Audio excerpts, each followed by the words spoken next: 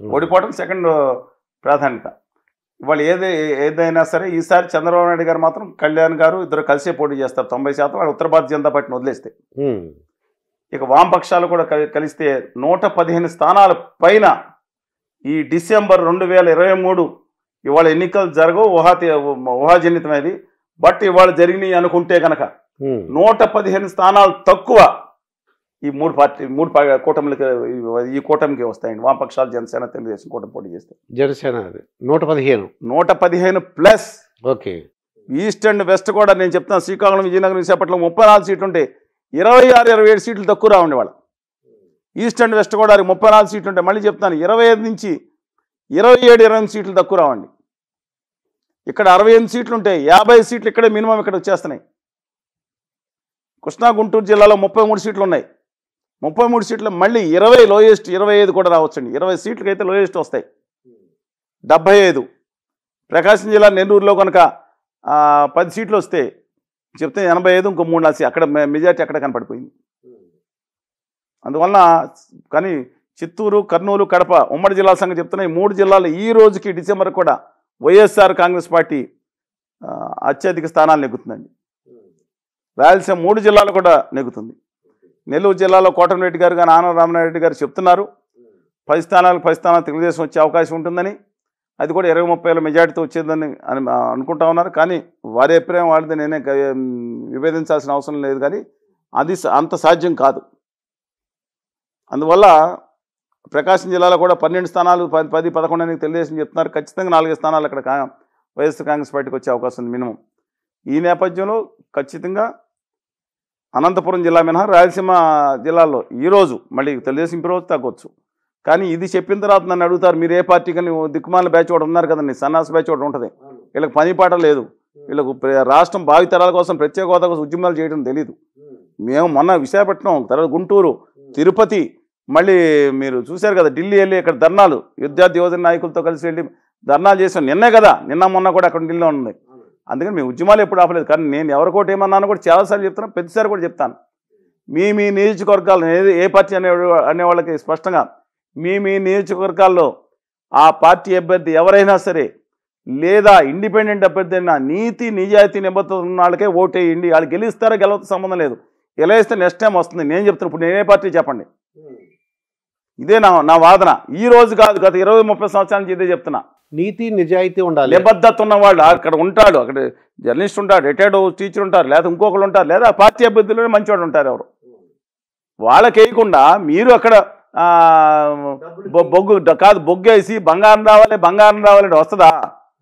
వాళ్ళు తప్పు చేస్తా దేనికి ఆశపడతారు మీకు తెలుసు. నేను చెప్పాలి, తప్పు చేస్తా కులం, మతం, ఉప ప్రాంతం, దీంతో పాటు స్కీములు, ఏది గవర్నమెంట్ చేసే స్కీములు కాదు, ప్రైవేట్ స్కీములు ఎన్నికల ముందు పంచుతారు కదా, ఈ పంచాటాలు, భావోద్వేగాలు రెచ్చగొట్టాలు, దాంట్లో పడిపోవటం, ఆ బ్యాచ్ని చూసుకోమనండి. అందుకని ఎవరు కూడా వాళ్ళు గెలవండి, నాకు అబ్జెక్షన్ లేదు ఎవరు గెలిచినా. ఈ హర్రం జోగయ్య కాపు నాయకుడు ఏమంటారంటే, జనసేన టీడీపీ అధికారంలోకి వస్తే 2.5 years ఒకళ్ళు, 2.5 years ఒకళ్ళు అంటున్నారండి. చిరకాల మిత్రులు, మా సన్నిహితులు, నా మీద అత్యంత అభిమానం ఉన్నారు. వారి మీద కూడా నాకు, ఎందుకంటే వాళ్ళు పుస్తక ఆవిష్కరణ, వారి జీవిత రాస్తా ఆ పుస్తక కమిటీకి కానీ ఆవిష్కరణ సభకు కానీ అధ్యక్షులు కానీ అన్నీ ఉండమన్నారు. ఆయన వద్దండి మీదంతా కాంట్రవర్షియల్ రాస్తారు, దీంట్లో అనేక మతాలు వస్తాయి, కులాల విషయాలు అన్నీ వస్తాయి అన్నా. నేను శ్రీనివాస్ గారు స్నేహత్వం ముఖ్యమా మీకు ఇంకోటి ముఖ్యం నాకు చెప్తున్నాను. స్నేహం మనిషికి చాలా అవసరం అండి. అందుకని రాష్ట్ర సమస్యల మీద, దానికన్నా ముఖ్యంగా ఆంధ్ర సమస్యల మీద నిలబడ్డాడు. అందుకని ఎవరో నిలబడిన నేపథ్యంలో 2007లో మేమందరం వెళ్ళి మన్మోహన్ సింగ్ గారిని, సోనియా గాంధీ గారిని, ఎల్కే అద్వానీ గారిని, దేశంలో జాతీయ నాయకులందరినీ కలిసాం. ఆయన మేము వెళ్ళాం. అందువల్ల నేను ఎలా మర్చిపోతానండి. రాష్ట్రం కోసం కష్టపడ్డారు కాబట్టి అది ఫస్ట్ ప్రయారిటీ. శాంతపడి సరే ఆయన చెప్పిన దాంట్లో 2.5 years జనసేన, 2.5 years తెలుగుదేశం పంచుకోండి అంటున్నాడు. సరే ఆయన అభిప్రాయం అది. ఎప్పటి నుంచో కాపులకు రాజ్యాధికారం రావాలని ఆయన, అయితే ఎంపీ పదవి వదులుకున్నాడండి ఆయన. 2009లో ఎవరికి సీట్ నిరాకరించాల కాంగ్రెస్ పార్టీ. రాసుకోండి, రాజశేఖర రెడ్డి గారు 239 వ్యతిరేకించారు. ఎవరిని? హర్ష కుమార్ గారిని, మధు యష్కి గారిని. నాకు తెలిసేది కాబట్టి గోన్ ప్రకాశ్ రావు గారిని అడగండి, చెప్తారు మీకు. నేను అట్లా కపిల ఇంటర్నేషనల్ ఉన్నాను నిజామాబాద్లో 2009 ఎన్నికల్లో. గోన్ గారు వచ్చారు, సరే సబ్జెక్ట్ తర్వాత మాట్లాడదాం కానండి. ఎవరిని వ్యతిరేకించారు ఆయనకి 100% జోగి గారి సీట్ వచ్చేది. ఆయన పార్టీ వదులుకుని చిరంజీవి గారి కోసం వెళ్ళిపోయాడు ఆయన. అంతే ఆయన ఆశయం కోసం ఆయన త్యాగం చేశాడు జోగి గారు. అందుకని జోగి గారిని సరే ఆయన ఆకాంక్ష అది 2.5 years అది ఆయన ఆకాంక్ష అది. నేను ఇప్పుడు నెగిటివ్ ఎందుకు చెప్తాను, ఆయన ఆకాంక్ష అది. కానీ పాసిబిలిటీ అవడానికి ఛాన్సెస్ తక్కువ ఉంటాయి. ఇక ఈ జనసేన టీడీపీ పంపకాల్లో ఏమైనా తేడాలు ఉంటాయంటారు, ఎలా పంచుకోవడానికి అవకాశం ఉందంటే? అంతకుముందు 20+3 అని చెప్పాను నేను. నాకు తెలిసిన సమాచారం ప్రకారం అది నిజం అవుతుందో కాదో తెలియదు నాకు. 20+3 అంటే అసెంబ్లీ సీట్లు 23, పార్లమెంట్ సీట్లు 3, 20 సీట్లు కన్ఫర్మ్, 3 సీట్లు కొంచెం వివాదం ఉందని. అది కూడా చాలా వరకు పరిష్కారం. ఎమ్మెల్యే సీట్లు ఎన్నిసార్లు జనసేనకి? 20-23 మధ్యన ఉండొచ్చానండి. పార్లమెంట్ సీట్లు 3, అది నర్సాపురం 1, కాకినాడ, మజిలీపట్నం, అనకాపల్లి. ఆ సీట్లలో ఒక 2 సీట్లు చూసుకోవాల్సి ఉంటుంది, ఒక 2 సీట్లు కానీ వచ్చారు. కానీ ఇవాళ మరి ఆయన డెబేకిల్ ఇవాళ బీజేపీ వాళ్ళు నెట్టేట ముంచేశారు కళ్యాణ్ బాబు గారిని తీసుకెళ్ళి తెలంగాణలో తీసుకెళ్ళి. ఏంటండి నాగర్ కర్నూలు బీజేపీకి ఓట్లు లేవా? జగన్మోహన్ రెడ్డి గారు అంతే కదా మాట్లాడుతున్నారు, బరి లెక్కన తక్కువ వచ్చిందని మాట్లాడారంట ఇవాళ. దాని గురించి కాదండి, బీజేపీకి ఓట్లు లేవా? వీళ్ళు ఏం చేయాలి? ఈ రెండింటి కూటమి భగ్నం చేయడానికి కొంతమంది బయలుదేరారు. తెలుగుదేశం పార్టీ దాంట్లో అలయన్స్లో ఉందా? తెలంగాణలో తెలుగుదేశం పార్టీ అలయన్స్ అని డైరెక్ట్గా చెప్తారు. బీజేపీతో అలయన్స్లో ఉంటుందండి బీజేపీ మిత్ర పార్టీలతో. వాళ్ళతో చెప్పకుండా వీళ్ళు చేసుకున్నప్పుడు ఓడించింది బీజేపీ. కళ్యాణ్ బాబు గారు తప్పు ఏంటండి? ఆయన ప్రచారం చేశారు కోకపట్లో 39,000 వచ్చినాయి. వైఎస్ఆర్ కాంగ్రెస్ పార్టీ కంటే 21,000 వచ్చింది 2014, అంతకన్నా ఎక్కువ వచ్చినాయి. కానీ మిగతా చోట్ల ఆయన ప్రచారం ఎక్కడ చేశారు చెప్పండి నాకు. ఖమ్మం జిల్లాలో 4 సీట్లు పోటీ చేసింది కొత్తగూడెం. ఎందుకంటే సిపిఐ పార్టీ పోటీ చేస్తే పెట్టాల్సిన అవసరం ఉత్తర భారతీయ జనతా పార్టీ. వాళ్ళ కుట్రలో భాగస్వామ్యం చేశారు కళ్యాణ్ బాబు గారు లాంటి మంచి మనిషిని. వాళ్ళు విషకౌగిల్లో బంధించారండి. ప్రజలకి ఎంతో కొంత చేయాలని కళ్యాణ్ బాబు గారికి మనసులో ఉందని నమ్ముతున్నాను నేను. అలాంటి ఆయన తీసుకుని ఏం చేశారో దిక్కుమాల అడ్వైజర్ ఆడిస్తున్నట్టు ఉందని పరిస్థితి. పవర్ఫుల్ పర్సన్గా తెలుగు జాతిలో నిలబడేస్తాం, హక్కుల కోసం ఆత్మగౌరవం కోసం నిలబడాల్సిన మనిషిని పదే చెప్తున్నారండి. వాళ్ళ నమ్మక ద్రోహం నైవేద్యం చేసింది బీజేపీ పార్టీ. ఆంధ్రప్రదేశ్కి విభజన హామీ లేకుండా భావితరాలను నాశనం చేసేటట్లు వ్యవహరిస్తుంది. ప్రతి బడ్జెట్లో మోసం చేస్తుంది. ఇంత నీచంగా వ్యవహరిస్తుంటే ఆ పార్టీకి మద్దతు ఇవ్వాల్సిన అవసరం ఏంటండి? పవన్ కళ్యాణ్ గారు ఇండిపెండెంట్గా నిలబడమండి. 2 రాష్ట్రాలు తెలుగు జాతి నీరాజనాలు పడుతుంది ఆయనకి. ఆ తర్వాత ఏ పార్టీతో కలుస్తారు నాకు అబ్జెక్షన్ లేదు. ఉత్తర భారతీయ జనతా పార్టీతో ఎందుకని అంటున్నానండి. మళ్ళీ వెళ్ళి ఎన్నికలు అయిన తర్వాత కలుస్తాను అనుకోండి, తప్పసలు రాంగ్ అండి. అది అధికారంలోకి ఉన్న వాళ్ళతో కలుస్తాం, అది అధికారంలోకి వస్తారని తప్పది. ఇవాళ మళ్ళీ నేను అదే చెప్తున్నాను, వాళ్ళిద్దరు ఇంకోటి కింద కూడా చెప్పాను, వాళ్ళిద్దరు గారు కలిసి బీజేపీతో కలిస్తే మాత్రం అక్కడ మొత్తం టీం షెడ్కి వెళ్ళిపోద్దండి. ఈయనతో పాటు తెలుగుదేశం కూడా తీసుకెళ్ళిపోతారు షెడ్కి. బీజేపీని నుంచి దూరం చేసుకోవాలి వాళ్ళు. బీజేపీని ఆ రాష్ట్రాల నుంచి దూరం చేస్తే పార్టీలు రాష్ట్రం బాగుపడద్దు. అప్పుడు వెళ్ళి దమ్ముగా నిలదీసి సాధించుకోవచ్చు. ఎలాగ ఎవరాళ్ళు? శ్రీనివాస్ గారు, ఈ బీజేపీ పరిస్థితి తెలంగాణలో బలం పెరిగిందంటారా? ఏపీలో పరిస్థితి ఎలా ఉందంటారు? తెలంగాణలో ఖచ్చితంగా బలం పెరిగిందండి. 6.8% ఓట్ల నుంచి 13.8% ఓట్లు వచ్చిన చిన్న విషయం. ఇంకోటి కూడా చెప్తాను, చాలామంది తెలియని విషయం, తెలిసిన విషయం కానీ పరిశీలన లోతుగా చూస్తే కానీ తెలియదు. ఖమ్మం, నల్గొండ, వరంగల్, మహబూబ్నగర్లో 3-4 స్థానాలు మేము చూస్తే వాళ్ళకి 30% ఓటింగ్ లెక్క ప్రకారం చాలా చోట్ల జిల్లాలో 25%, 20% అబోవ్ కనపడుతుంది. కొన్ని చోట్ల 30%. హైదరాబాద్లో గ్రేటర్ హైదరాబాద్ చూసుకుంటే ఓట్లు చాలా ఎక్కువ వచ్చినాయండి. గ్రేటర్ హైదరాబాద్ 15 కాన్స్టిట్యున్సీ చూసుకుంటే మీకు మొత్తం జిహెచ్ఎంసీలో కలుపుకుని గ్రేటర్ 21.12% అంత కనపడుతుంది. కానీ చాలా బలీయంగా పెరిగారండి. బండి సంజయ్ గారి తప్పుడు దమ్ముండే అని చెప్పాను. ఆయన భాష ఒకటే తప్పు మాట్లాడారు, కానీ ఆయన స్టేజ్ తీసుకెళ్లారు. కానీ అది కూడా ఆ విధంగా తీసుకెళ్ళటం, మతాన్ని ముందుకు తీసుకొచ్చి మత విద్వేషాలు రెచ్చగొట్టడం చూడటం సరికాదని కొంతమంది చెప్తాను. మతం ఇప్పుడు నేను హిందూ మతం అండి, హిందూ మతంలో ఉంటాను.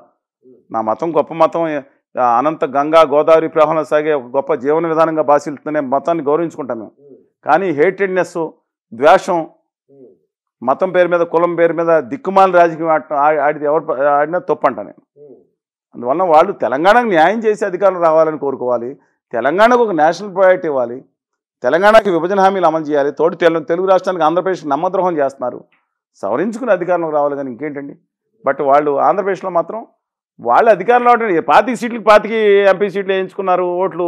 ద్రౌపది ముర్ము గారికి 175కి 150 గుజరాత్లో కూడా రాలేదు, సిక్కింలో రాలేదు, అండమాన్లో రాలేదు. అండమాన్ అంటే వదిలేసేయండి, ఆ ఎంపీ కూడా నెగ్గారుగా అండమాన్ పార్టిసిపేట్ చేయడం, మిగతా చోట్ల రాలేదు. ఆంధ్రప్రదేశ్లో మాత్రం 100% గొర్రెలు. ఆంధ్రప్రదేశ్కి ప్రత్యేక హోదా విభజన హామీలు అమలు చేయకుండా ఒక్క కండిషన్ పెట్టకుండా వాళ్ళకి బలం తెలిసిన గొర్రెలుగా వెళ్ళి ఓటేలేదా ఈ ప్రజాప్రతినిధులలో 25 ఎంపీలు 25 ఎంపీలు అంటే అండి 175 మంది ఎమ్మెల్యేలు అడుగుతున్నా, బాధ కలుగుతున్న వాళ్ళకి ఆత్మగౌరవం ఆంధ్ర బిడ్డగా అడుగుతున్నా, తెలుగు వాడికి అడుగుతున్నా. ఈ దేశంలో ఎవరు వేయలేదు, న్యాయం చేసిన వాళ్ళు కూడా వేయలేదు. వాళ్ళకి నమ్మక ద్రోహం ఆంధ్రప్రదేశ్ చేసి భావితరాలను నట్టేట ముంచేశారు. విభజన హామీలు ఇన్సెంటివ్స్ ఉన్న గుజరాత్ పట్టుకెళ్ళిపోతే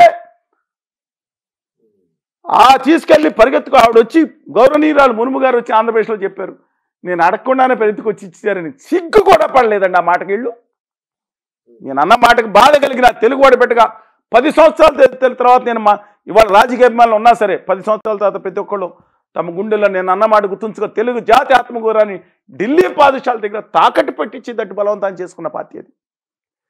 ఇవాళ అంటే నేను శ్యాంబా ప్రసాద్ ముఖర్జీ గారు కానీ వాజ్పేయి గారు లాంటి వాళ్ళు గొప్ప వాళ్ళు ఉన్న భారతీయ జనతా పార్టీ గురించి నేను మాట్లాడట్లా. గుమా వ్యాపారంలో ఉన్న ప్రస్తుత పార్టీ గురించి మాట్లాడుతున్నాను. నేను నితిన్ గడ్కరీ గారు కానీ రాజ్నాథ్ సింగ్ గారి గురించి మాట్లాడాను. చూడండి, నేను గడ్కరీ గారిని కలిసి వచ్చాను 2 సార్లు కలిసి. ఏం మాట్లాడాను, బయట 4 కార్యాలయం ముందు ఇంటర్వ్యూస్ ఇచ్చాను. Please go through that. నేను అన్న కాదండి, కానీ నమ్మద్రోహం చేస్తాను 10 నుంచి ఈ పాలకులు. ఎందుకు అండి 25 మంది ఎందుకు వేస్తారంటారు? ఏంటి కారణం? ఏంటి? భయం, వణుకు, చికెన్ గున్యా, డెంగ్యూలు అన్నీ వచ్చేసినాయి. భయం ఏం చేస్తారు? వణుకుతో ఏమో, వణుకుతో కూడిన భయంతో కూడిన ఏదో వినయంతో కూడిన ఏదన్నా చెప్తారు కదా సినిమాలో డైలాగ్, అలాగా పరిగెత్తి పదండి, తోసుకు పదండి ముందుకు, శ్రీశ్రీ గీతం ఆలపించుకుంటే వెళ్ళిపోయి వేసేసి కనీసం కొన్ని న్యాయం చేయండి ఆంధ్రప్రదేశ్ అని కూడా మాట్లాడలేదు. అంటే శ్రీనివాస్ గారు ఇప్పుడు ఏమనిపిస్తుందంటే ఉచిత పథకాలు ఎక్కడైనా సరే ఏ రాష్ట్రంలో ఉచిత పథకాలు అనౌన్స్ చేస్తే వాళ్ళ అధికారంలోకి వచ్చేయచ్చు అనిపిస్తుందండి. బీజేపీ నేను మెచ్చుకుంటాను భారతీయ జనతా పార్టీని. సరే, నాకు ఆంధ్రప్రదేశ్కి తెలుగు జాతికి అన్యాయం చేశాను, నమ్మద్రోహం చేశాను, దాంట్లో నా హక్కు అది. మీకు విచిత్రం ఏంటంటే నన్ను వైకాపా తెలుగుదేశం పార్టీ వాళ్ళు చేసే ట్రోలింగ్ కన్నా బీజేపీ తక్కువ చేస్తున్నారు విమర్శించి. ఎందుకంటే నిన్న కూడా కలిశాను ఢిల్లీ మిత్రులుగా శ్రీనివాస్ గారు, కొంచెం మీరు ఆవేశం తగ్గించుకుని మా మీద మరీ తిట్టొద్దు, మీరు మాట మార్చలేదు, మడం తిప్పలేదు, అందుకని మిమ్మల్ని గౌరవిస్తాం, కానీ మరీ ఎక్కువ విమర్శించొద్దని వాళ్ళు గౌరవంగా మాట్లాడుతున్నారు. కానీ నేను అనేది ఏంటండి, వాళ్ళ రాష్ట్రాల్లో అడ్డంగా హామీలు ఇవ్వలేదండి. ఇలాగా definitely I will appreciate BJP as for that is concern. ఇస్తున్నారు, కానీ ఇంత దారుణంగా తాకట్టు పెడితే. జాతీయ సర్వేలు ఇప్పుడు టైమ్స్ నో కానీ ఇటువంటివన్నీ కరెక్ట్గా నమ్మొచ్చు అంటారా, లేకపోతే అవి ఏమన్నా ఎందువల్ల అంటారు? అన్ని సర్వేలు సర్వే మనం మాట్లాడుకున్నాం. కాంగ్రెస్ పార్టీకి 38 నుంచి 48 నుంచి 74 ఇచ్చారు. నేను అనుకున్నా కదా 1 నుంచి 100 మధ్యన పెట్టేసేయండి, ఎక్కడో చోట 119 లోపల వస్తాను పెట్టుకోవచ్చు. ఎందుకంటే ఆ సర్వేస్ కొంతవరకు తీసుకొచ్చాం, కానీ పొలిటికల్లీ మోటివేటెడ్ ఈ సర్వేలు కొన్ని ఉన్నదాన్ని మనం సీరియస్ తీసుకోవాలి. ఇక ఆంధ్ర ఎలక్షన్స్ గురించి ఫైనల్గా ఏం చెప్తారు మీరు? ప్రశాంతంగా జరగాలని కోరుకుందాం. ఉత్తర భారతీయ జనతా పార్టీ ఆడించే తోలు బొమ్మలాట్లో భాగస్వామ్యం కాకుండా అన్నవాళ్ళని కోరుకుందాం. ఈ ఎంపీలు మాత్రం ఈ పార్టీల అభ్యర్థులను నెగ్గించకూడదని కోరుకుంటున్నాను. ఈ పదాలు తెలియని పెదవులకు అమృత వాక్యం అమ్మ. సంతానలేమి సమస్యతో బాధపడుతున్న ప్రతి స్త్రీమూర్తి బాధను మేము అర్థం చేసుకోగలం. Fertinine world best embryology lab మరియు జిల్ట్రిక్స్ అలారం సిస్టాన్ని మొట్టమొదటిసారిగా ఏపీ మరియు తెలంగాణలో ఈ నెల 9న ప్రముఖ సినీ నటి స్నేహ, స్పెయిన్ దేశానికి చెందిన international senior embryologist Javier Herrera గారు ప్రారంభించారు. ఈ శుభతరుణంలో రక్త పరీక్షలు, AMH test, RBS, semen analysis, ultrasound scan, follicle scan ఈ నెల 31 వరకు ఉచితంగా అందిస్తుంది. ఫెర్టినైన్ అంటే సంతానం, 49 అంటే సంతోషం.